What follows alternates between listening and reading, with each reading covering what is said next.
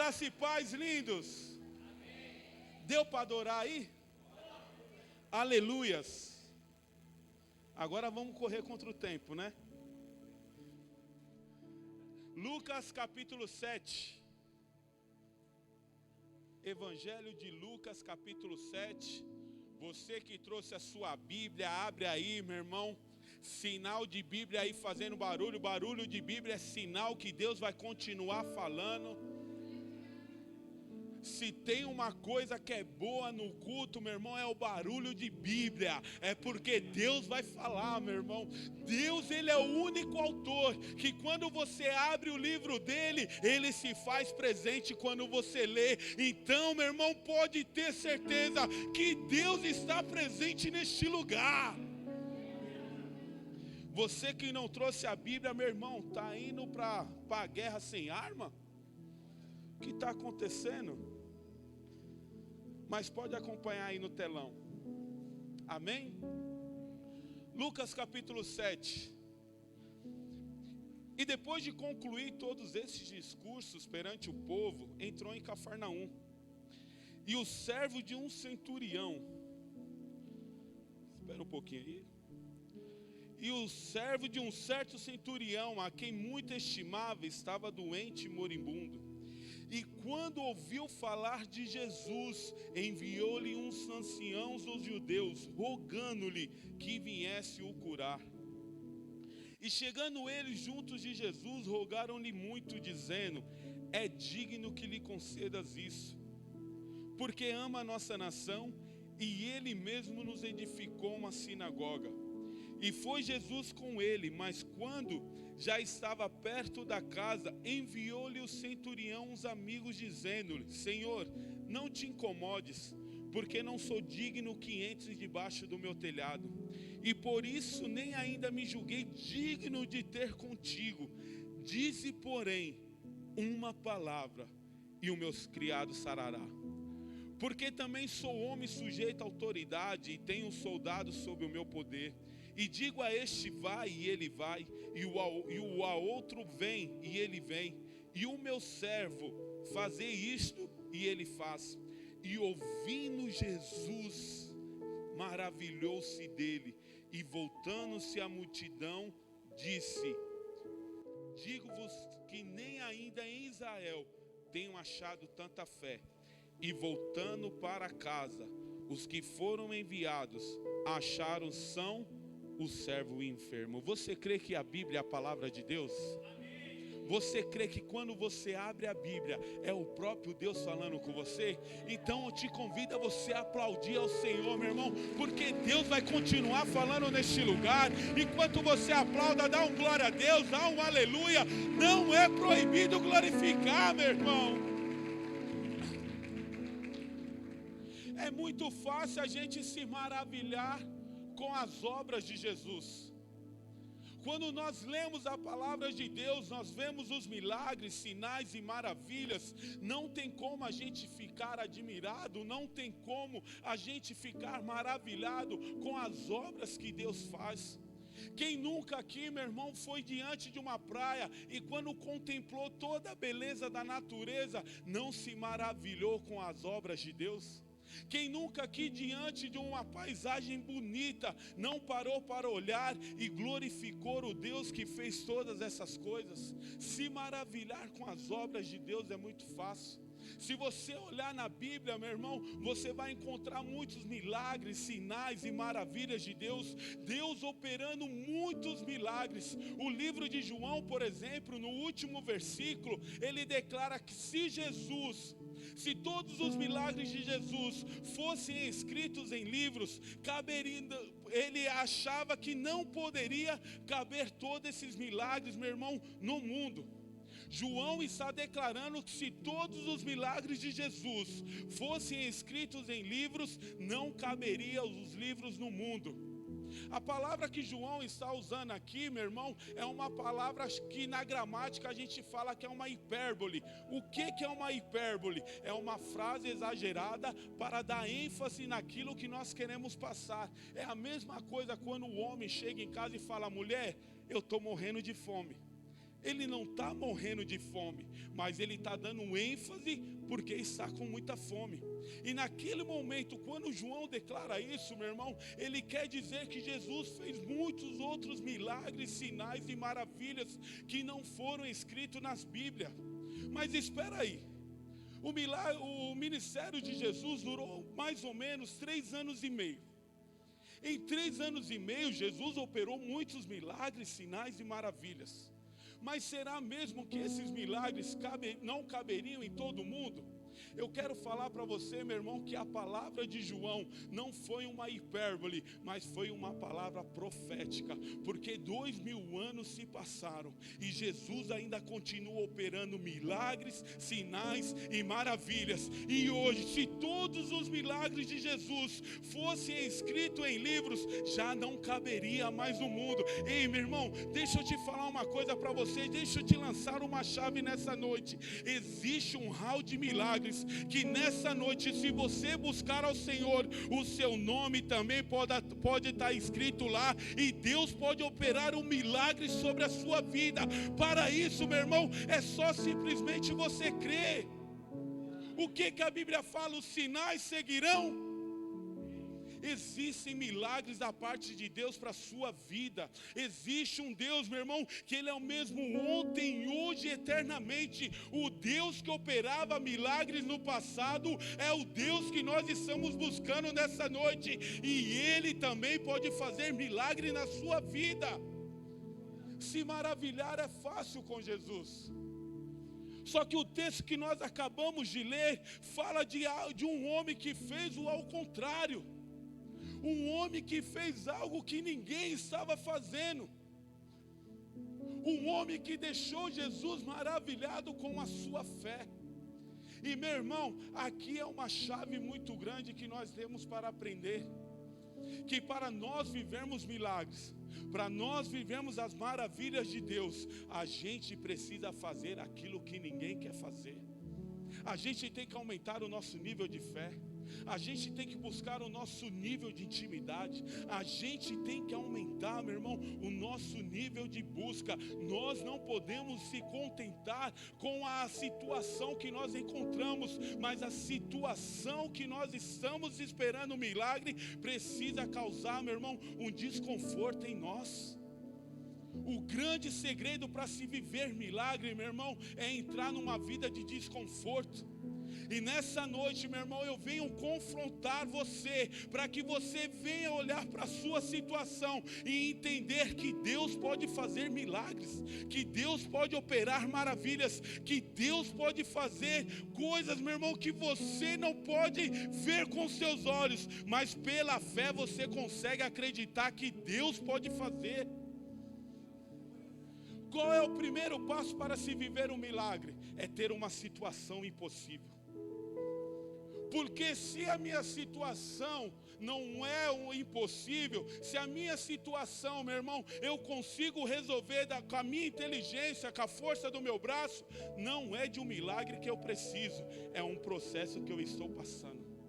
E aí eu preciso discernir o que é processo, o que é milagre. A água, para se transformar em vinho, ela precisa de um milagre. Já a uva, para se transformar em vinho, ela precisa de um processo. O que você está esperando da parte de Deus? É um milagre ou um processo que você precisa passar? Porque se for processo, depende de você. Se for processo, meu irmão, é algo que Deus está tratando com você. Mas se for milagre, o seu único papel diante dessa situação é adorar o nome do Senhor. Tá difícil? Continue adorando. Tá machucando? Continue adorando. Tá ruim de carregar, meu irmão, essa carga? Continue adorando. Você só precisa entender que independente da situação, a sua adoração ainda tem poder de mover os céus e a terra. A tua adoração tem poder, meu irmão, de manifestar o impossível sobre a sua vida. Qual é o milagre que você precisa da parte de Deus? O que você está esperando da parte de Deus, meu irmão? Nessa noite pode ser derramado sobre a sua vida, mas para isso você precisa entrar no centro da sua vontade. E nessa noite nós iremos falar sobre algumas chaves que nós aprendemos sobre o centurião de Cafarnaum, para que Deus venha tratar conosco e a gente também venha viver milagres, sinais e maravilhas dele, amém? Primeira chave que eu quero contemplar com você, meu irmão: o servo dele ficou doente. O centurião de Cafarnaum era um cargo relevante de Roma. Então aquele homem estava acostumado com pessoas que o servissem. E automaticamente, quando uma pessoa deixava de o servir, essa pessoa era descartada. Outra pessoa se colocava no lugar, porque não poderia parar, meu irmão, com o ofício dele. Mas algo me chama a atenção aqui nessa noite, eu quero compartilhar com você. Porque o centurião, mesmo podendo descartar aquele servo, ele foi, meu irmão, e fez algo para ele que nós devemos aprender aqui, meu irmão, que é dar atenção e tratar bem aquele que já não pode fazer mais nada por nós. Porque muitas vezes, meu irmão, nós tratamos bem aquele que pode nos dar retorno, mas e aquelas pessoas que aparentemente não pode trazer nenhum retorno para nós? Como nós temos tratado essas pessoas? E um centurião, um oficial de Roma, está nos ensinando aqui, meu irmão, que nós devemos tratar aqueles que aparentemente já não podem nos oferecer mais nada. Tiago capítulo 2 fala que nós não podemos fazer acepção de pessoas. Nós devemos amar a todos com o mesmo nível. Nós devemos derramar misericórdia para todos na mesma circunstância. Como nós estamos tratando, meu irmão, as pessoas? Como nós estamos tratando aquele que aparentemente não pode fazer nada para nós? A gente precisa ter o mesmo padrão de amor de Cristo. Quando Cristo, meu irmão, Ele nos amou, Ele não encontrou nada em nós que fosse útil, que trazesse para Ele algum benefício, mas mesmo assim Ele nos amou. Quando Deus resolveu nos amar, meu irmão, não tinha nada em nós que o agradasse, mas a Bíblia fala em João 3,16, porque Deus amou o mundo de uma tal maneira. Esse tal, meu irmão, vem do verbo infinito. João, inspirado pelo Espírito Santo de Deus, não encontrou uma palavra que dimensionava o amor de Deus. Por isso ele declara: porque Deus amou o mundo de uma tal maneira que deu o seu Filho unigênito, para que todo aquele que nele crê não pereça, mas tenha a vida eterna. Se nessa noite você está aqui, é porque Deus chamou primeiro e entregou o seu Filho amado, para que nós tivéssemos uma nova aliança e um novo modo de viver. E diante desse modo, a gente precisa aprender a tratar todos da mesma forma. Aquele que exerce cargo de supervisor, coordenador, qual é a forma que você tem tratado as pessoas que estão sob a sua autoridade? Será que o seu modo de governar tem mostrado Cristo para essas pessoas? Imagine aquele servo a ponto de morrer, e o pensamento dele é: eu posso ser descartado. Mas o centurião vai lá e age com misericórdia. Derrama um amor, meu irmão, que somente aqueles que têm um encontro com Cristo pode derramar. E sabe o que a igreja precisa fazer hoje, meu irmão? É derramar amor pelas pessoas. É demonstrar o amor que nos alcançou para que venha alcançar outras vidas. E como nós estamos derramando esse amor sobre a vida das pessoas? Outro ponto importante aqui, meu irmão. Era um servo muito estimado. Era um servo digno da atenção do centurião. Porque aquele centurião foi até as últimas consequências para salvar o seu servo. Porque era um servo que servia o centurião de uma forma digna. A nossa maneira de viver fala mais do que as nossas palavras.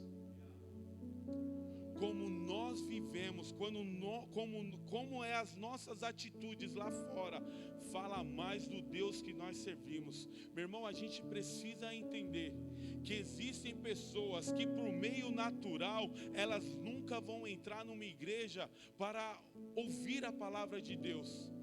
Mas nós somos a Bíblia que essas pessoas vão ler.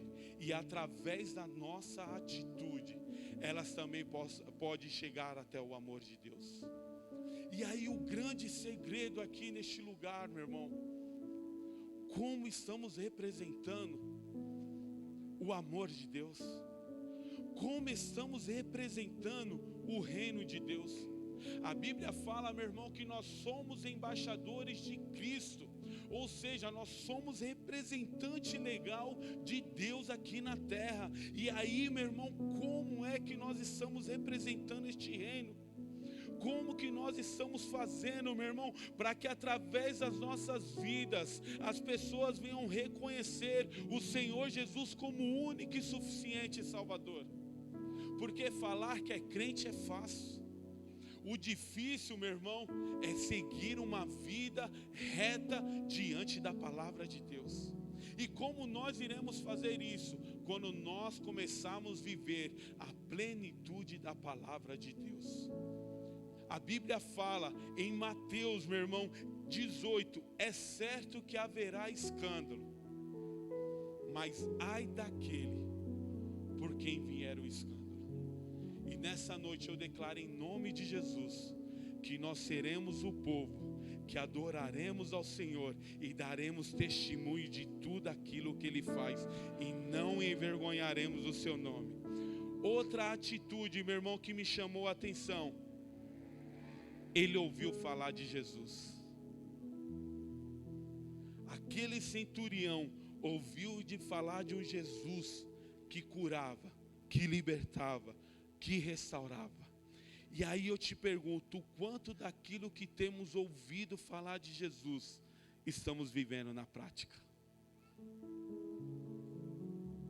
Entramos na igreja, ouvimos palavras, ouvimos falar de um Deus que cura, de um Deus que liberta, de um Deus que restaura, de um Deus que salva, de um Deus que transforma a vida, mas de quanto isso que nós estamos ouvindo, nós estamos colocando em prática. Muitas vezes, meu irmão, as pessoas têm por mérito julgar o pregador, dizer que o pregador, aquele tal pregador, ele prega aquilo que ele não vive. Mas de qual é o seu nível de vivência daquilo que você está ouvindo toda semana? Porque falar do pregador que não vive aquilo que prega é fácil. Mas quanto nós estamos, meu irmão, obedecendo aquilo que nós estamos ouvindo? E entenda nessa noite, existe uma grande diferença entre ouvir e escutar. Escutar é algo que entra no ouvido e sai pelo outro, mas quando nós ouvimos a palavra do Senhor, o nosso coração é queimado e age em nós, meu irmão, há em nós um sentimento, uma vontade de viver a palavra de Deus. Qual é a mensagem de Deus que você precisa ouvir nessa noite? Qual é, meu irmão, o agir de Deus que você precisa ouvir nessa noite? Será, meu irmão, que Deus vai precisar falar mais uma vez? Até quando Deus irá precisar falar e a gente não vai entender que é Deus falando conosco? Sabe qual é o nosso problema? A gente quer sentir um arrepio, a gente quer sentir trovões, a gente quer ver trovões. A gente quer ver, meu irmão, o nosso coração batendo mais forte. E deixa eu te falar uma coisa: fé, meu irmão, não tem nada a ver com emoção. A emoção é inimiga da fé, porque a emoção é a partir do momento que você sente algo, e fé é aquilo que você crê. Você não precisa ver para crer. Se você vê, meu irmão, deixa de ser de fé. E é um fato. O que você precisa é entender que quando uma palavra é direcionada para você, existe um Deus que já está cuidando de tudo. Deus não promete nada para ninguém daquilo que Ele já deixou preparado. Haja luz, houve luz. O haja de Deus, meu irmão, pode fazer algo, meu irmão, que ainda nos seus olhos você não pode ver. Mas você precisa ter certeza que Deus está agindo ao seu favor. Fé, meu irmão, é mais do que andar no escuro. Ninguém está te chamando, meu irmão, para você viver uma vida irresponsável. Mas o que você precisa entender, meu irmão, que fé, meu irmão, é mesmo quando você não enxerga, você tem a certeza que Deus está cuidando de tudo. Existe um Deus nessa noite, que Ele está cuidando de cada detalhe da sua vida, e você não precisa se preocupar. O haja de Deus que fez os céus e a terra, meu irmão, criou tantas leis complexas, meu irmão, fez um perfeito equilíbrio para que tudo aquilo que a gente vê com os nossos olhos, meu irmão, venha estar em perfeito alinhamento. E você acha que um Deus que teve cuidado de fazer os céus e a terra não vai cuidar daquilo que Ele te prometeu? A única coisa que a gente precisa fazer é crer. Olha a mulher do fluxo de sangue, 12 anos sofrendo de uma hemorragia, 12 anos gastando o seu dinheiro, meu irmão, com situações, com pessoas que nada pôde fazer por ela. 12 anos alimentando uma falsa esperança naquilo que não poderia fazer nada por ela. Mas um dia ela ouviu falar de um Jesus que fazia milagres. Num dia ela ouviu falar de um Jesus que operava maravilhas, de um Deus que curava, e ali nasceu uma fé nela, meu irmão, e é por isso que ela ousou fazer aquilo que ninguém estava fazendo, e que nessa noite possa brotar dentro do nosso coração uma fé para fazer aquilo que ninguém faz, mas aquilo que a palavra nos garante. Havia uma multidão ao redor de Jesus, mas todos queriam ser tocados. Todos estavam esperando uma oportunidade para que Jesus viesse tocar neles.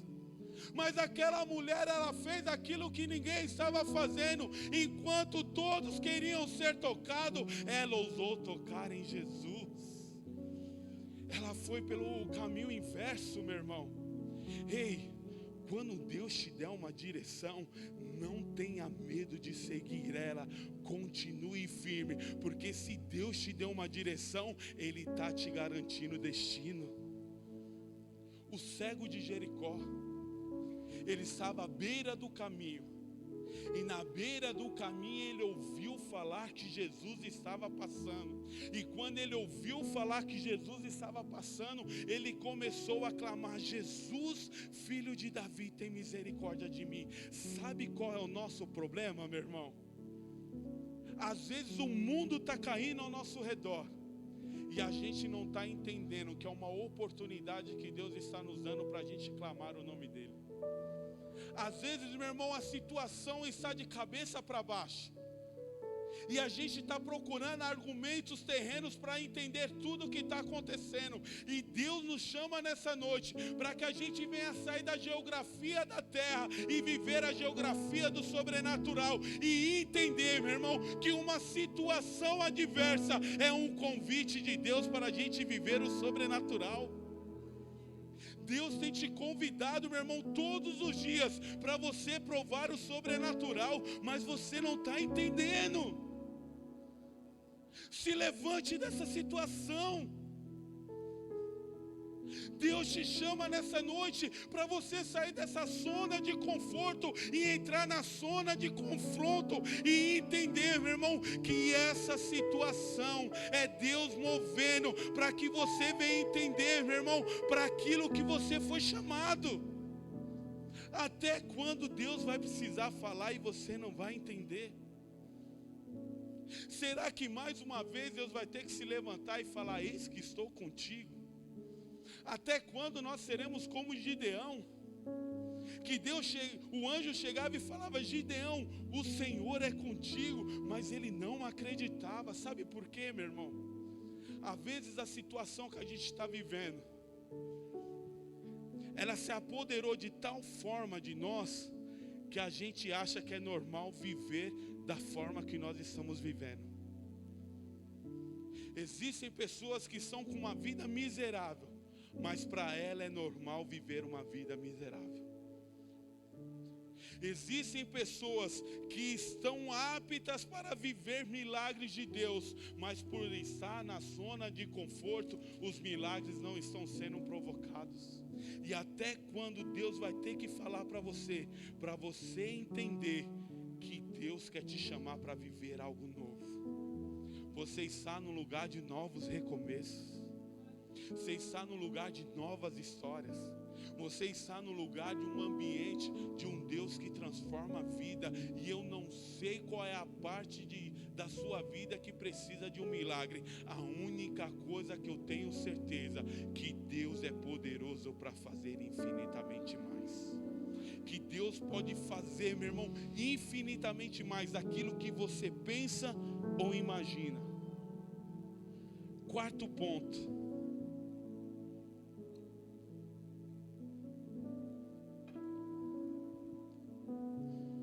No versículo 3, ele enviou os anciãos. O centurião de Cafarnaum, ele era um funcionário de Roma. E Roma naquela época dominava Israel. Em outras palavras, o centurião de Cafarnaum era um inimigo de Israel. Mas, meu irmão, o modo dele viver, o modo dele se comportar, era tão admirado, que os anciãos de Israel foram rogar para Jesus que operasse o milagre que ele estava esperando. A gente precisa entender que a gente precisa derramar o amor de Deus para aqueles que não professam a mesma fé que a gente tem. A gente precisa andar de tal modo que o nosso modo de viver venha estar também tocando no coração daqueles que não servem a Jesus, e entender que eles precisam se acertar e precisam aceitar a Jesus como único e suficiente Salvador. Mas sabe qual é o nosso problema? A gente é bom para apontar, mas ruim para se arrepender. Mateus capítulo 7, antes de querer tirar o cisco dos olhos do irmão, tire a trave que está no seu olho. Quem é bom de argumento é ruim de arrependimento. E o nosso grande problema é que a gente é fera, sábio em dar argumentos, mas ruim para se arrepender. E a gente precisa entender que a nossa vida é uma vida que precisa refletir o Deus que nós servimos. Outro ponto aqui, meu irmão, para a gente tratar nessa noite.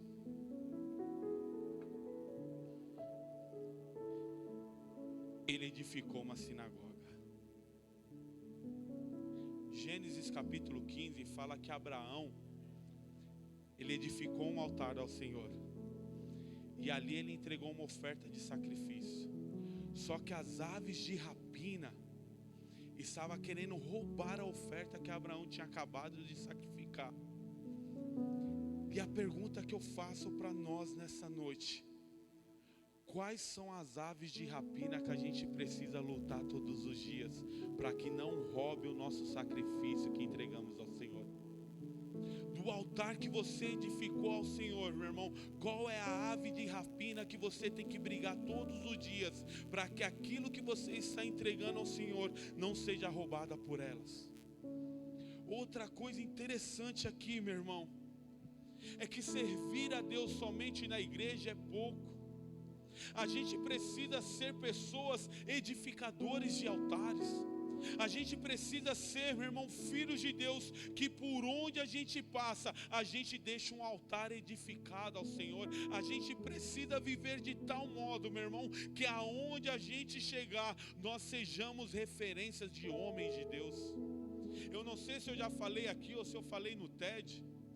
Eu trabalho com evento, eu estava fazendo uma convenção de uma grande empresa. E aí tinha mais ou menos uns 300 funcionários. E no último dia de convenção, levantou um cara, no final já do evento, levantou um cara e falou: senhor diretor, a gente não pode terminar a convenção sem receber a oração do diácono tal, abençoando o nosso ano de venda. Uau! Diácono, meu irmão, no cargo de hierarquia, é um cargo assistencial. Se você quer aprender sobre isso, vem no TED amanhã que a gente vai estudar sobre os 5 ministérios, tá? O cargo de diácono é um cargo assistencial na igreja. Só que diante de uma empresa de 300 vendedores, onde muitos não eram crentes, um cara se levanta e fala: a oração do diácono tal, ela tem poder de transformar o nosso ano de venda. Quando você é apontado, meu irmão, diante das rodas que você não está presente, quais são os adjetivos que as pessoas têm usado a seu respeito? Quando as pessoas falam o peu, que peu, qual é o adjetivo que você consegue usar? Eu preciso de viver de tal forma que aonde eu venha a passar, meu irmão, ali venha a ser um lugar, um altar edificado, e as pessoas entendem que precisa do Deus que nós servimos. Que nessa noite nós possamos sair daqui como edificadores de altar. Outro ponto importante, meu irmão, sobre edificar um altar. Edificar um altar, meu irmão, é a gente ajudar também nos dízimos e nas ofertas na nossa comunidade de fé. Porque, meu irmão, Deus nos deu um privilégio para que nós possamos abençoar a obra dele, para que a obra dele venha a crescer. E é impossível você estar num lugar como esse, ver a estrutura que nós estamos montando com todo o trabalho, meu irmão, e não sentir orgulhoso de ofertar neste lugar. Que você venha abrir o seu coração e o seu bolso e venha ofertar, para que através das nossas vidas venham a aceitar a Jesus. Eu estava vendo um estudo, meu irmão, e eu fiquei abismado. Se juntar o que é gasto em todo o mundo com missões e todos os crentes da terra, o nosso gasto com missões equivale a R$1 por ano. Ou seja, todos nós gastamos com missões o equivalente a R$1 por ano. E como que a gente quer que o nome de Jesus seja glorificado, sendo que nós não estamos financiando para que outras vidas venham pregar o Evangelho? Que precisa nascer no nosso coração nessa noite uma unção de liberalidade, para que a gente venha abençoar, para que a obra de Deus venha a crescer cada vez mais. O penúltimo ponto agora. Ele deixou Jesus maravilhado. E aqui é o tema da mensagem de hoje. Aquele centurião sabia que apenas uma palavra era necessário para o servo dele ficar curado. Qual é a atitude que você precisa ter hoje para deixar Jesus maravilhado? Qual é o posicionamento que nós devemos ter hoje para deixar Jesus maravilhado com as nossas atitudes? Deus está te chamando nessa noite, meu irmão, para que você venha voltar a uma vida de arrependimento, a uma vida de busca e uma vida de prática da palavra. Você não pode mais entrar num culto como esse e sair da mesma forma. Você precisa sair transformado. E a forma como nós fazemos isso é quando nós deixamos Jesus maravilhado com as nossas atitudes. E qual é a forma de fazer isso? A Bíblia fala que Deus não despreza um coração contrito e quebrantado diante da presença dele. Aquele centurião, ele olha, ele fala para os seus amigos e fala que eu não sou digno. E muitas vezes, meu irmão, por causa do seu modo de viver, quando você entra num lugar como esse, a palavra de governo sobre a sua vida é que você não é digno de estar aqui. Quando você entra num lugar como esse, por causa do seu modo de viver, por aquilo que você escolhe no dia a dia, você não se sente capaz de levantar as suas mãos e adorar o nome do Senhor, por causa de um dia você ter virado as costas para Deus, por causa de um dia você ter olhado e ter esquecido do amor de Deus sobre a sua vida. Talvez você entrou aqui nessa noite e a palavra que tem sobre você é que você não é digno de estar neste lugar. Deixa eu te falar um segredo, meu irmão, eu também não sou digno, todos que estão aqui não são dignos, mas o sangue de Jesus, Ele nos purificou, mas o sangue de Jesus, Ele nos deu uma nova aliança, e se nós estamos aqui, é porque o amor dele nos alcançou. E eu te convido a ficar de pé nessa noite.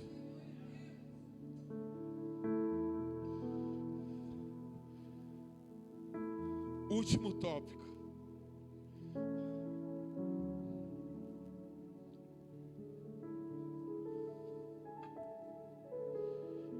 Voltando para casa, eles viram um milagre. Vou falar de novo para que você venha pegar.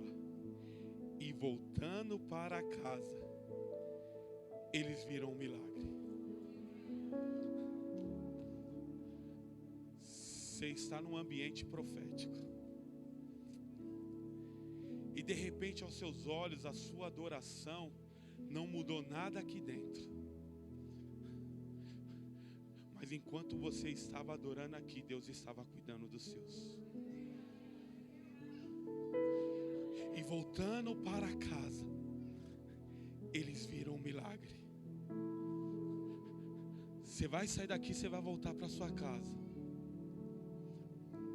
E você vai ter a oportunidade de contemplar as maravilhas de Deus. Eu não sei qual o milagre que você espera da parte de Deus. Eu não sei o que você veio buscar da parte de Deus. Eu não sei, meu irmão, qual é o milagre que você precisa viver. Talvez você entrou aqui neste lugar, mas na sua casa você deixou algo que precisa de uma intervenção divina. E eu quero falar para você, meu irmão, pelo poder que há no nome de Jesus. Quando eles voltaram para casa, eles viram um milagre. Ei, eu não sei qual milagre que você precisa, mas eu sei que o Deus que nós estamos buscando, Ele pode fazer, porque para Deus nada é impossível. Talvez os médicos falaram que não tem mais jeito.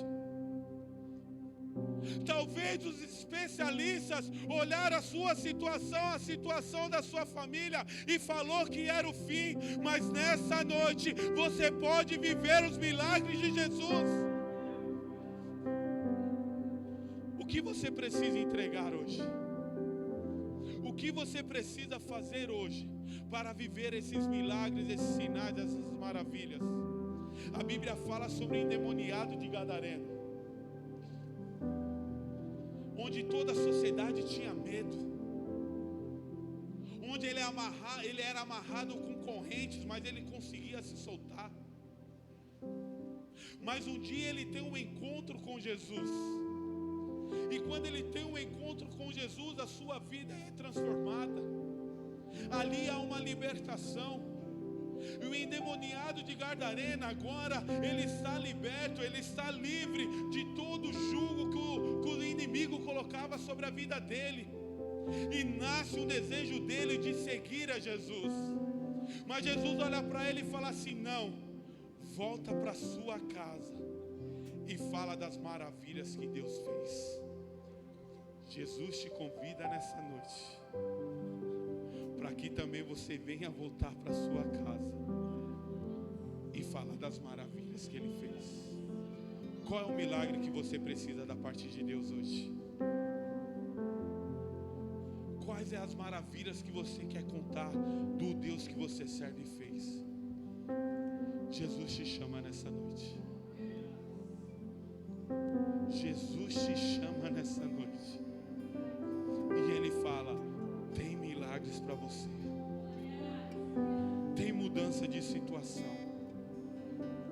Ah, meu irmão, a Bíblia fala, meu irmão, que por causa de 4 amigos,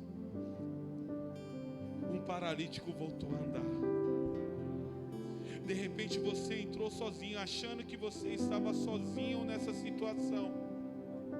Mas eu me coloco nessa noite como seu amigo. Eu olho para você e declaro: tem jeito, porque Deus está no controle de tudo. Deus é especialista em colocar uma vírgula no nosso ponto final. Deus é especialista em escrever novas histórias. E você está no lugar de novos recomeços. Você está no lugar de um Deus que pode operar infinitamente mais daquilo que você pensa ou imagina. Você está entendendo, meu irmão, que foge da sua sabedoria, foge do seu entendimento, meu irmão. Deus pode fazer muito mais. A única coisa que você precisa é tomar um passo de fé. Em muitos milagres de Jesus você vai ver a mesma frase: a tua fé te curou, a tua fé te salvou. E como eu disse aqui, meu irmão, a emoção é inimiga da fé.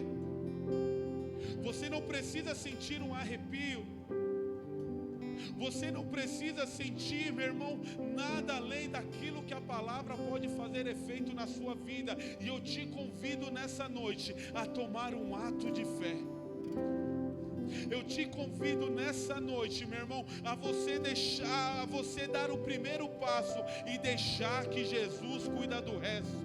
Você que precisa viver um milagre, um sinal, você que precisa viver uma maravilha, você que precisa deixar Jesus maravilhado, eu te convido nessa noite a você tomar uma atitude de fé. Fecha seus olhos e vamos falar com Deus. Deus, eu quero te louvar, eu quero te adorar, Senhor. Eu quero te entregar a cada vida que entrou aqui neste lugar, Pai. Meu Deus, existem situações, Senhor, que o homem já não pode fazer mais nada. Existem circunstâncias, Senhor, que já fugiram da nossa mão, Pai. Mas nós sabemos, Senhor, que quando a situação está desse jeito, é de um milagre que nós precisamos, Pai. Meu Deus, e nessa noite eu te convido, Senhor, ao Senhor operar os seus milagres, ao Senhor operar as suas maravilhas. A tua palavra diz, Pai, que os sinais seguirão aos que crerem, e nós cremos no teu nome, Pai. Nós cremos no nome que é sobre todo nome, no nome que pode fazer muito mais, Senhor, daquilo que nós pensamos. Senhor, vem estar com cada vida, Pai.